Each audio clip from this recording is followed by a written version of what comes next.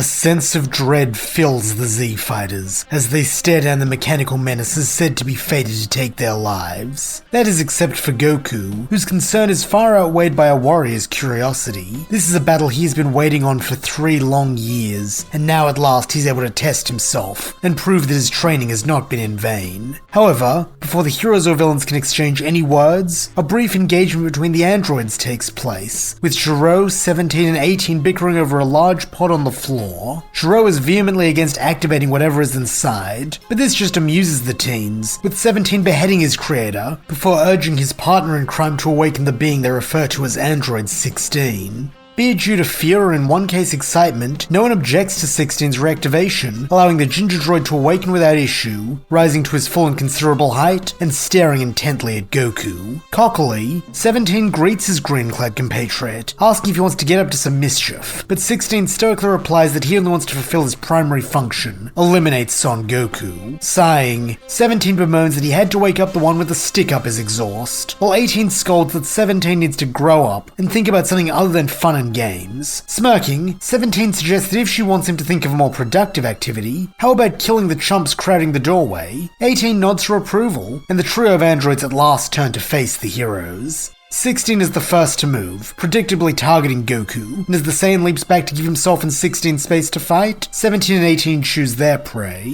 Figuring that Gohan must be Goku's kid, and thus the next strongest after the Saiyan, 17 elects to battle him, while 18 calls her brother's choice stupid, since he's just a child. If he wants a good fight, he should have picked the one who doesn't look like he's about to pee his pants at the sight of them. As it turns out, the person she's referring to as Piccolo, as a moment later she flies at him, an orb of ki in hand. Mimicking Goku, Gohan and Piccolo also retreat out into the open, and as the 3 Z-Fighters score off against their android counterparts, it is clear that this battle could well decide the fate of the entire world. Meanwhile, back in the wasteland where Goku fought 19, another battle is raging, that being Vegeta versus Trunks. At Vegeta's demand, Trunks is going all out short of actually trying to kill his father, but to his surprise, Vegeta is able to meet him as an equal. However, nor can Vegeta overpower Trunks, with the gap between their powers being negligible. With this in mind, Trunks reverts to plan B, run and hide, figuring that if he can sneak past Vegeta, he can go help Pan and the others. Unfortunately, Vegeta has no intention of letting Trunks go until he gets his fight, and more importantly the answer he craves regarding Trunks' Super Saiyan transformation. And so as Trunks takes off flying low through one of the canyons during the wasteland, Vegeta follows, strafing his unknown progeny with ki blasts. One of these manages to wing Trunks, tearing a hole in the arm of his jacket and leaving a nasty burn, which tells the future dweller a horrifying truth. Vegeta is really fighting to kill if he has to. Breaking in midair and allowing his future father to overshoot him, Trunks powers up a burning attack, before lobbing it at the Elder Prince. However, Vegeta is ready with a counter, meeting the small golden sphere with a large blue one of his own, a Big Bang attack. The 2 ki orbs then meet in midair, exploding with the force of a megaton bomb, and causing the surrounding rock to crumble and rise into the air. Nonetheless, both fighters remain unfazed, with Vegeta lunging down at Trunks as the boy in turn draws his sword, meeting the punch with a diagonal slash.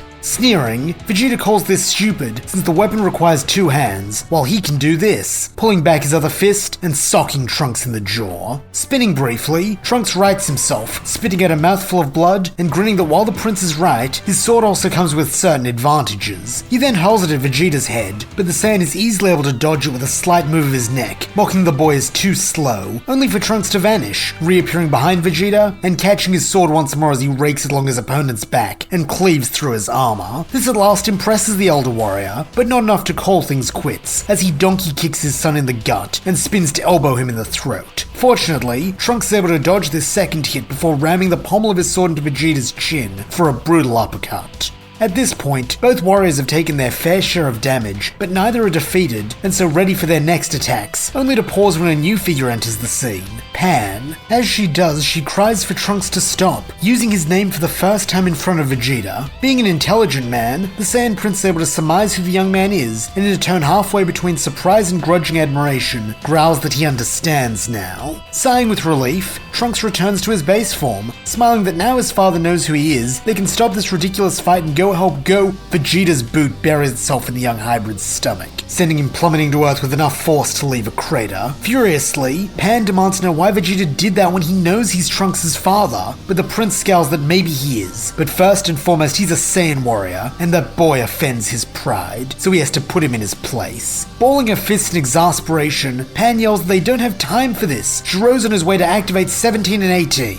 This is just the stimulus Trunks needs, roaring that he will not allow that to happen, and becoming a Super Saiyan once more, as he soars upwards and drives a punch into Vegeta's gut that forces him to double over. He then pushes past him, joining Pan in preparing to take off for North City, only to be grabbed by the collar and spun back around, as Vegeta hisses that he's not letting him go, knowing he's just seen the full extent of the younger Saiyan's power.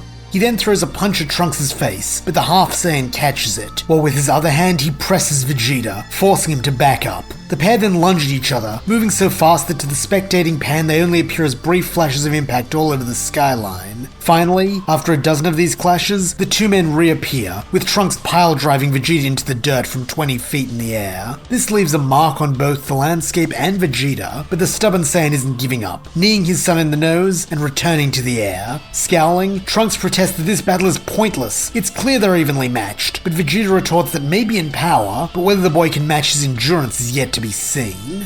This posturing has really gotten under Pan's skin, as while Vegeta is acting like some spoiled kid, her dad and grandpa might be dying, and so harnessing that anger, lobs a key orb which strikes Vegeta in his back wound, causing it to smolder and him to let out a pained bellow. This gives Trunks an idea, and so using this opportunity to dash up to Pan's side, tells her he needs her help. In response, Pan smiles that she's always happy to help her adoptive big bro, before following his lead as he charges up a Masenko. By now Vegeta has recovered, and so charges at the pair, snarling that Trunks is a pathetic excuse for a Saiyan if he's asked this little girl to fight for him. However, Trunks doesn't rise to the bait, instead telling Pan to attack now as the pair launch a combined Masenko, which strikes Vegeta head on. Against such a force, he is blown so far away that neither Trunks nor Pan can see where he landed, though Trunks at least can still hear the final word his father called him before their battle ended.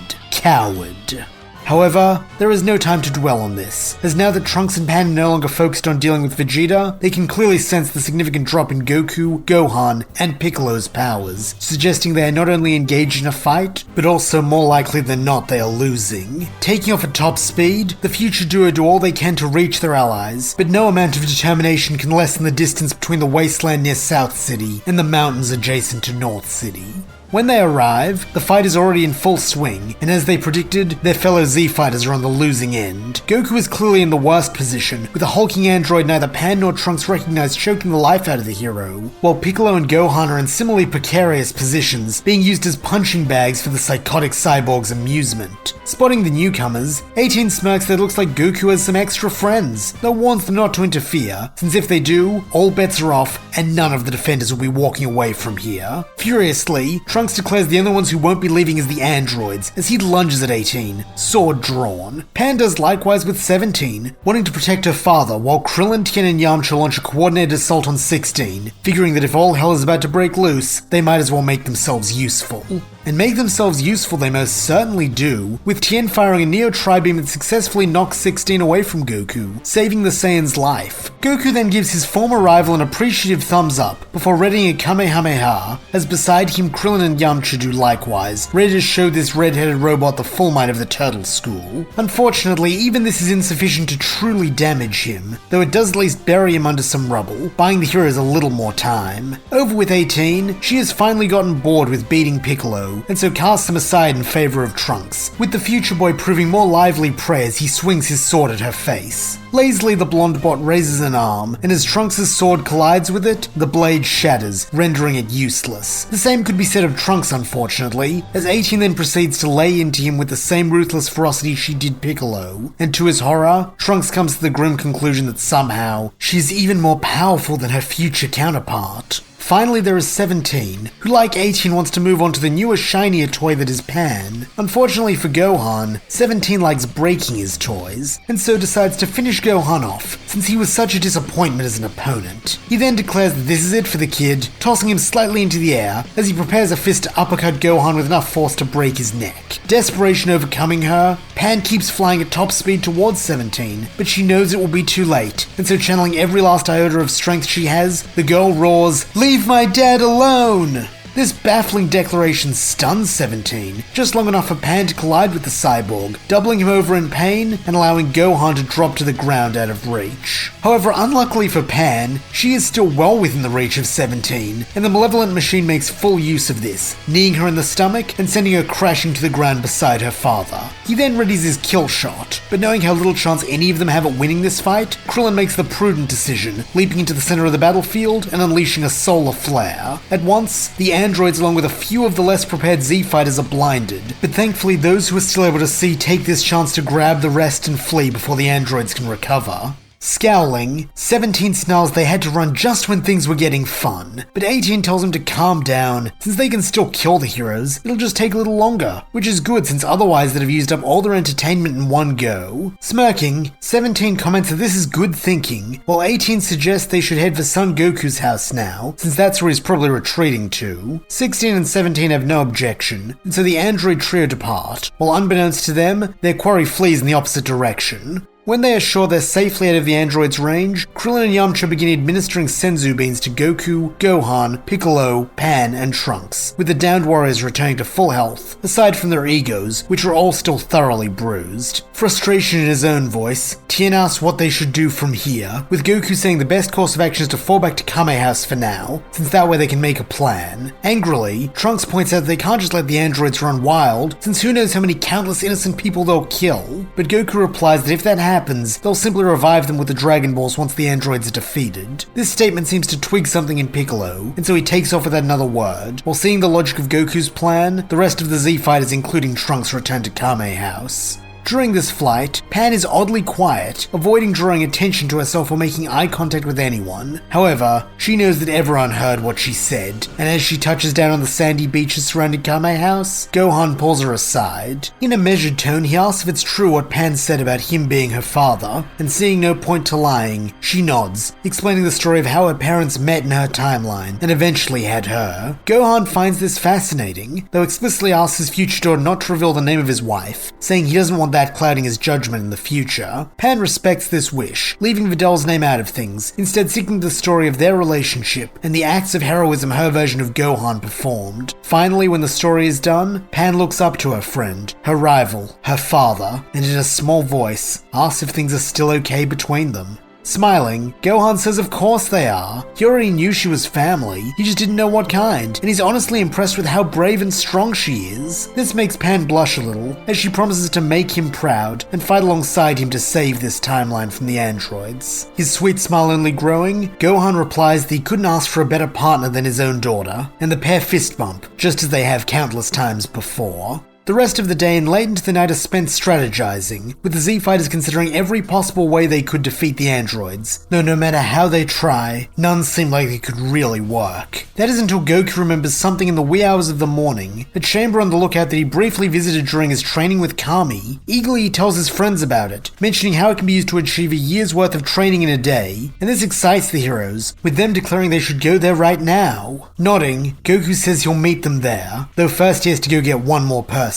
He then instant transmissions away, leaving the others to fly up to the lookout on their own. This is Trunks and Pan's first time on the lookout, with the pair not really knowing what to expect, though at least there is one familiar sight when they arrive, Piccolo, glaring at a much older member of his species. After a quick bit of filling in, the pair learn that this is Kami, who Piccolo was once a part of, with the green-skinned warrior adding that he has come to demand Kami refuse with him in order to stop the androids. However, it seems that Kami is reluctant, wanting to observe the androids for a little while longer before casting what is ostensibly a death sentence upon them. Having lived through the world those two created, Pan and Trunks vehemently oppose this waiting, telling Kami of the atrocities the androids have committed. But calm as ever, the old Namekian replies that this is a different timeline, so the Red Ribbon Duo must be at least given a chance to be better than their parallel counterparts. The future dwellers don't like this answer one bit, with Pan glowering mutinously at Kami, but thankfully a distraction soon comes in the form of Goku, as he instant transmissions in front of the group with Vegeta by his side. The prince and his son briefly exchange scowls, but there is no time for a rematch as Goku speaks up, telling the others about the hyperbolic time chamber and his plan to use it. He also tells Trunks that he had originally planned to have him and Vegeta train together, but since Vegeta has refused to go in with the boy, he needs Trunks to go with Pan and Gohan, and focus on getting them Super Saiyan. Saiyan, while he will train with Vegeta. The lavender-haired youth nods that this isn't a problem, since he'd rather train with Pan and Gohan any day, with Vegeta snarking that at last they agree on something, before shoulder-barging his future son and snapping at Kakarot to lead him to the damned chamber.